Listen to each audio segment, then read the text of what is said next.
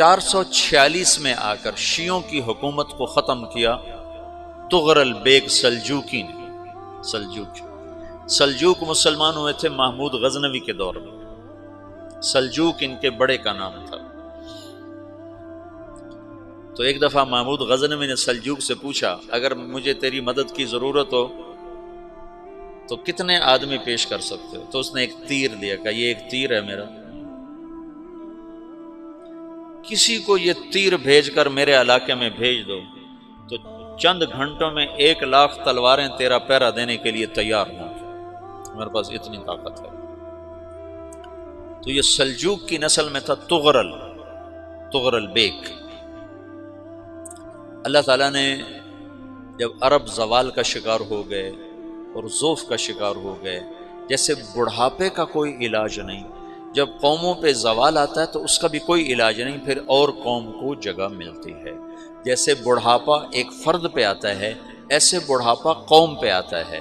قوم کا بڑھاپا جوانی میں نہیں لوٹ سکتا، جیسے فرد کا بڑھاپا جوانی کی طرف نہیں لوٹ سکتا، قوم کا بڑھاپا جوانی کی طرف نہیں لوٹ سکتا، کوئی علاج نہیں، نئی نسل کا آنا ہی علاج ہے۔ تو عرب دھل چکے تھے، 600 سال بہت ہوتے ہیں حکومت کو، اپنی صفات گم کر چکے تھے، اب نئے خون کی ضرورت تھی۔ تغرل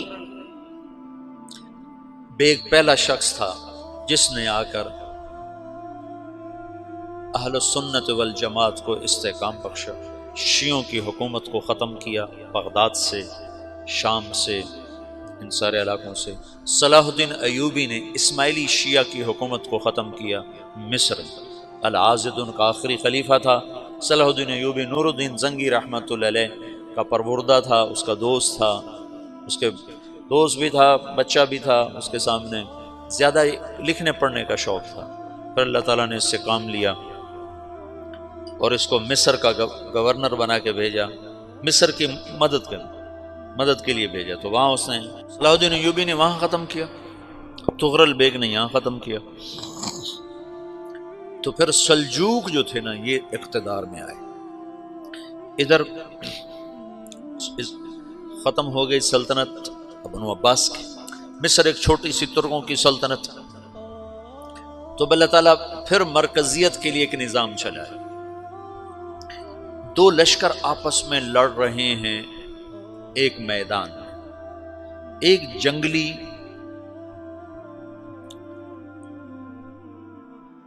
بدوؤں کا قافلہ، جنگل کے لوگ اپنے قبیلے کو لے کر، ایک جنگلی قبیلہ اپنے سردار کے ساتھ نقل مکانی کر رہا ہے ایک جگہ سے دوسری جگہ۔ اللہ کا نظام کہ یہ لوگ چلتے چلتے چلتے اس وادی میں پہنچ گئے جہاں جنگ ہو رہی ہے، 2 لشکر آپس میں لڑ رہے ہیں۔ جب یہ وہاں پہنچتے ہیں تو ایک لشکر کے قدم اکھڑ رہے ہیں اور دوسرا غالب آ رہا ہے۔ ان کو نہیں پتا شکست کھانے والے کون ہیں اور فتح پانے والے کون ہیں، ان کو نہیں پتا۔ اس جنگلی قبیلے کے سردار کا نام بھی تغرل ہے، تغرل۔ تو یہ سردار کہتا ہے جو شکست کھا رہے ہیں ان کی مدد کرو، کچھ پتہ نہیں کون ہے، کہتا جو شکست کھا رہے ہیں ان کی مدد کرو۔ تو 400 وحشی جنگلیوں نے فاتح لشکر کے پیچھے حملہ کر دیا۔ وہ تو ایک کافی ہوتا تھا، 400 دوڑ جب تلواریں پڑیں تو چند لمحوں میں نقشہ بدل گیا، بھاگنے والے جم گئے اور جمنے والے بھاگ پڑے۔ جب جنگ ختم ہوئی تو شکست خوردہ لشکر کے بادشاہ نے ان کو بلایا، اسے پوچھتا ہے مجھے جانتے ہو میں کون ہوں؟ کہا نہیں۔ کہا تو تم نے میری مدد کیوں کی؟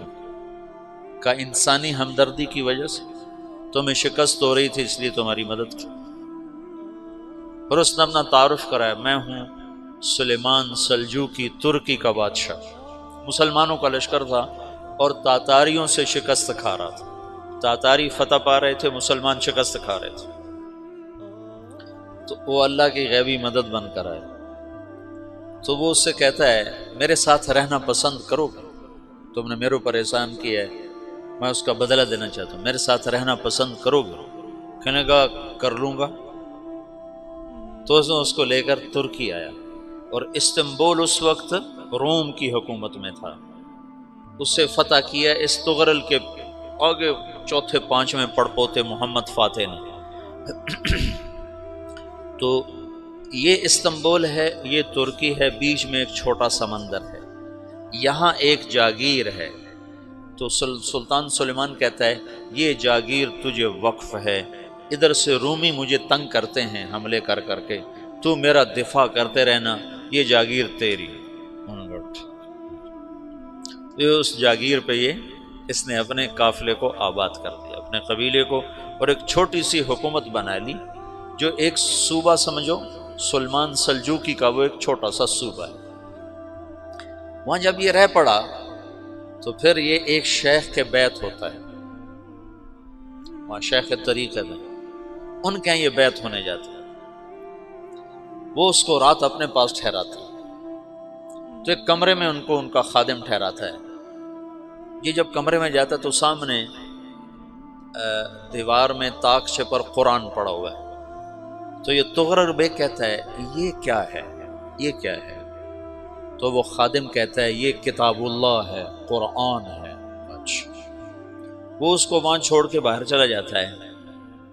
وہ دیہاتی آدمی، جنگل کا رہنے والا، پہلی دفعہ زندگی میں قرآن دیکھا، وہ کہتا ہے یہ قرآن ہے، اللہ کی کتاب ہے، میں اللہ کی کتاب کے سامنے سو جاؤں، کتنی بے ادبی ہے۔ تو اس نے ایسے قرآن اٹھایا اور سر پہ رکھ لیا اور کھڑا ہو گیا، ساری رات قرآن سر پہ رکھ کے کھڑا رہا۔ رات کے پچھلے پہر اس کو خواب آیا،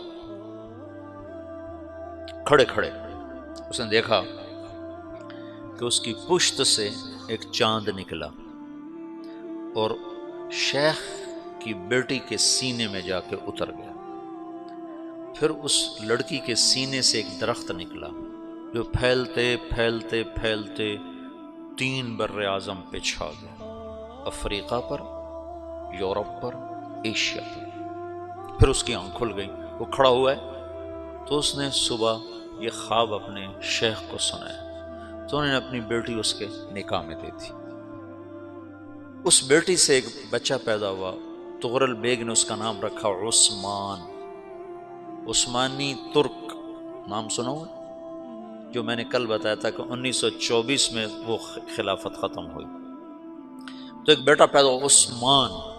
عثمان نے پھر ایک نئی اسلامی حکومت کی بنیاد رکھی جو 1924 تک چلتی رہی، کوئی 800 سال یہ حکومت چلی۔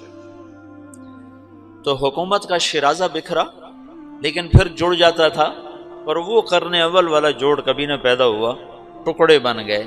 ان ٹکڑوں میں اللہ لوگ پیدا کرتا رہا جو دعوت دیتے رہے، دعوت زندہ رہی۔